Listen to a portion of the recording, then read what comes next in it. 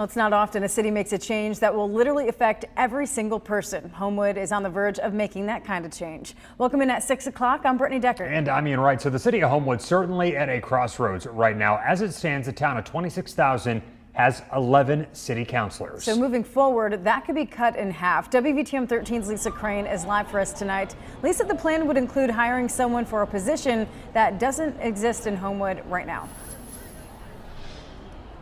Yeah, that's right. Under the plan they are considering right now, they would hire a city manager to oversee the day-to-day operations of the city. There would be 4 ward-specific council members, and the mayor would be elected at large to also serve as the city council president. But none of this is going to happen unless Homewood voters approve it.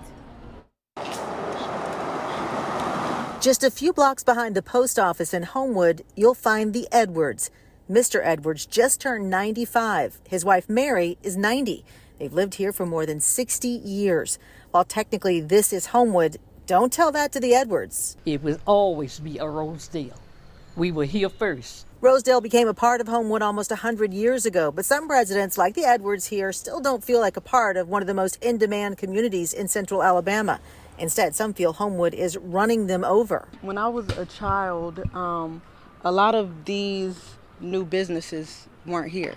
So of course, I'm seeing the expansion of, businesses coming on over into the neighborhood. But city leaders are hoping a new form of government will streamline the connection between the city and its people. They say creating a city manager form of government would allow a manager to run the day-to-day operations of the city so council members could focus on the communities. We would still have districts or wards that would be represented by a single councilor as opposed to at-large representation, which some cities have. So that should maintain a sort of direct representation within a given community. They would trim down from 11 council members to 4. Wyatt says a city manager would also give residents continuity even as council members and mayors come and go. Before any governmental change, though, residents would have to approve the idea at the polls. Our goal has always been to allow for development and even encourage development while at the same time maintaining the character of our city, which is very important and unique.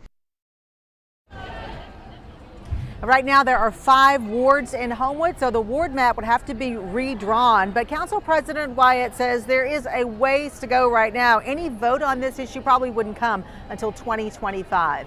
Live in Homewood, Lisa Crane, WVTM 13.